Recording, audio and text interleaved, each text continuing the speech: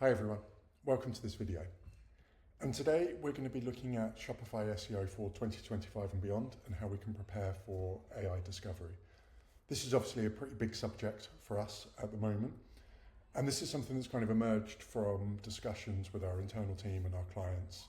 And we thought it would be good to put together a bit of a view of what's happened over the last few months and the kind of the direction that everything's headed. This is a hugely exciting time for us and I think the industry as a whole. And I think it's good at this point to kind of take stock and look at this kind of broader mix of what's going on. Okay, so I think to take a step back to start with, it's really clear that things have changed over the last few years. Search is very much no longer that world of 10 blue links that it used to be. We've seen an increase in the new components on a SERP. We're seeing more and more ad units, richer results, shopping results, and all of this kind of adds to push the organic results further and further down. Now we've had the AI generated answers come in as well. Of course, we're going to see that remove huge swathes of top of the funnel traffic. That's not necessarily what we're too focused on at the moment. And as a kind of side note, we've not really seen that impact revenue. It's just, like a lot of that informational stuff is being locked off. Now, we're pretty clear that having a prominent organic listing helps support the transactional stuff. Like there's kind of hockey stick behavior of where people will see a shopping result, scroll down a bit, see the organic listing, and then bounce back up to click on the shopping result. We're pretty clear that that's user behavior, but that's obviously really, really hard to measure. And this kind of halo effect, while we know that search is important, it becomes a bit harder to kind of demonstrate that. Our kind of view has always been that being visible across every touch point and channel is important because your customers are on every touch point and channel. And the more kind of visible you are, the better to the overall mix. But if we're coming at this from the lens of a singular channel, it does make everything a bit harder to report. And at the same time, we've had the GA4 rollout, which in many ways has been a bit of a disaster. There's a number of things going on here. A lot of people dislike the UX because it's different, which is fine. But at the same time, the way the platform behaves and the way it kind of reports data is very different. And that's caused a number of challenges as well. Like GA4 is built on Firebase, which was essentially an app platform, so it handles session data in a really different way. And at the same time, we've had like Shopify make some big changes with checkout extensibility, and then GA4 doesn't necessarily behave very well out of the box with cookie consent platforms, and all of this means that a lot of data, a lot of organic performance gets lost in direct or unassigned because of tracking problems with GA4. And obviously GA4 is the only platform that we have to report on organic performance. And it's like a lot of this kind of loss of confidence has meant that brands are relying more and more on things like Meta and Google Ads for their reporting, like single channel platforms. And these by their nature will over attribute. If you're a brand and you've gone and you've got all of your kind of reports together at the end of the month and added all of the revenue data up by channel, it'll probably be 30% more than in your bank account at the end of the month, just because these channels will overclaim their revenue. So while all of this is going on, we've just got this kind of this lack of trust in GA4. Again, makes the kind of the whole role of SEO a bit harder to really pin down. And at the same time, we've had AI come along and completely, change everything.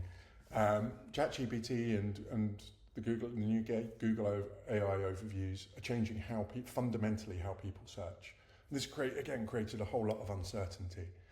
Now, like if you're on LinkedIn, you might have seen people talk about, or Twitter might have seen people talk about this kind of is SEO dead stuff. And obviously so much of this is just a farm engagement and it's super annoying.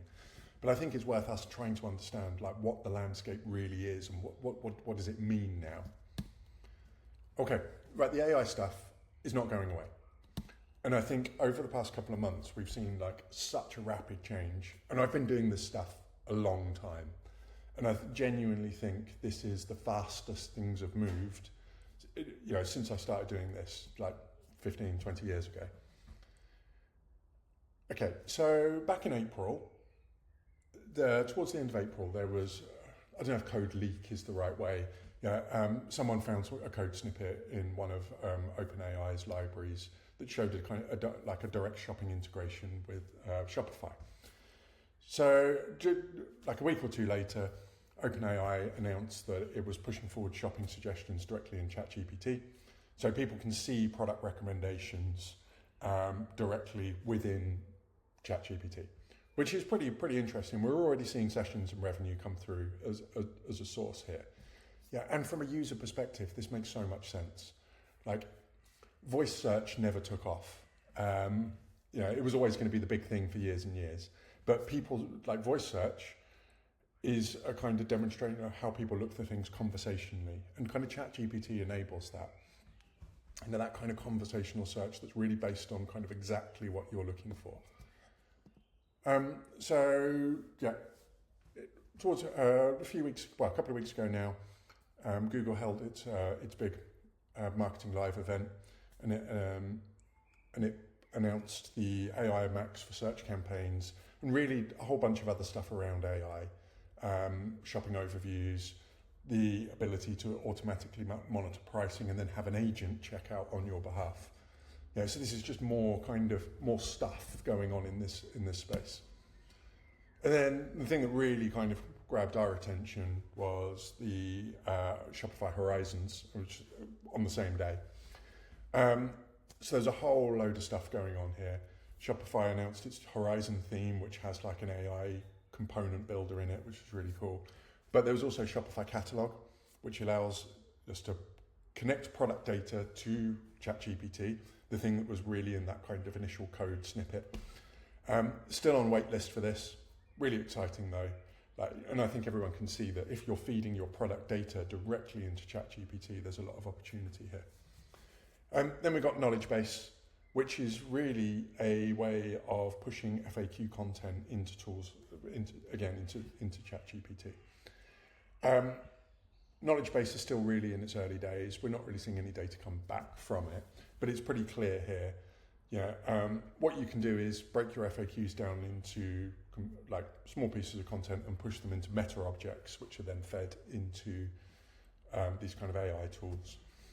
The idea here is that it's a way that brands can get some kind of control over the information that they're sending into them. Right. So what does all this mean? What's the big deal? So the real thing for us is this is a new method of product discovery. We've not had a new product discovery channel that's been effective since Meta or Facebook came along, and the whole Facebook ads boom that really drove forward a lot of Shopify businesses. It's got the potential to be absolutely transformative. But the really, really interesting thing for us is that the source is not going to be Meta ads, or it's not another platform that you optimize in. It's going to be your website. And really, where we're seeing all of this heading is your website becoming a data feed for cross channels. And it's so easy to see why OpenAI is so keen with partnering on Shopify in this. Shopify's structure is so rigid and fixed. From a data perspective, everything's so standardized and clean that it makes pushing it all into these AI tools so much more straightforward. But what this kind of means then is, if basically there's a potential that we're heading towards a future where e-commerce is a stream of data rather than a website, and I think that's a very, very, very important point to make. And it's not hard to see how this kind of data infrastructure becomes fundamental to what a business is. If your business becomes your data, the quality of your data becomes so much more important. So we talk a lot about things like attributes and taxonomy and schema, and all of those things, like, really we see as being fundamental towards this kind of new environment. And it's not just a case of having good quality data in terms of, have you filled out your material and colour, and is it all kind of nicely standardised? The richer that you can make your data, the more opportunity. So in this example here, this is an example from an attribute list that we put together for a project. We've got matches well with different colour trousers or pants if you're in the US, or suits. This is not data that an AI tool will necessarily know, or even if it does know it, like the fact that you've kind of validated it sets you apart from what a lot of the competition will be doing. And I also think one of the really interesting things here is, if we're looking towards this future of AI agents shopping on your behalf, if your agent has gone out and bought you a burgundy pair of trousers or pants, and then you're suddenly searching for a pair of shoes, and it's got that record that you own this item, and you've, like, the shoes that you're looking for quite clearly say that it matches well with this colour. It's possibly going to put you at the top of the list. So when we're kind of talking about discovery, this is where we see so much potential. And this also creates a lot of interesting questions, like operationally for e-commerce stores. Who owns taxonomy? Is it marketing? Is it development? Is it merchandising? Where does it fit in the business? But again, if we come back to that idea about your business potentially becoming a data stream, or like data that fed into a data pipeline, it's not hard to see the importance of it, and then getting that kind of internal buy-in becomes a lot easier. Okay, so that's the opportunity, but the risk, again, is quite real here. We're already seeing things like again, to take a step back, we know that AI is not perfect. If you don't have the correct data, or it's not clean or presented in the right way, strange and unexpected things will happen. In this example here, this here is a blog that was published on the Blink site. We never linked to it from anywhere. It's on a kind of, it's in an area of the site that's not accessible in any way, and we just kind of forgot about it. It was a test that we started, never really finished writing it up. Technically published, but not linked to from anywhere. And we can see that triggered a result. Someone managed to find that in ChatGPT. So for us, not a big deal. It doesn't matter. But if you're a brand, imagine you're a supplement brand, and you've got some inaccurate healthcare advice, and that gets surfaced on an old piece of content that someone's forgotten about. But no one's really looking at it because from the front end of the site, it's not visible. It's not hard to see how that becomes a big problem. So having that kind of overall view of your content is really, really important. And I think this is going to be increasingly a bigger part of from a brand perspective of how content is managed. Okay, so for us, this work about taxonomy, attributes, product data systems, it's all stuff that we've been doing for a long time. We know how to build a product data system, how to make everything clean and scalable, how to build a foundational taxonomy, and to kind of manage content in these ways. It's all stuff that we've been doing for a long time, and genuinely it feels like the environment's catching up to what we were doing. And it's hugely exciting. So if anybody is interested in kind of in getting in touch and finding more about kind of how we do this in detail, it'd be great to hear from you. Right, thank you for watching, everybody. I appreciate your time. Thank you.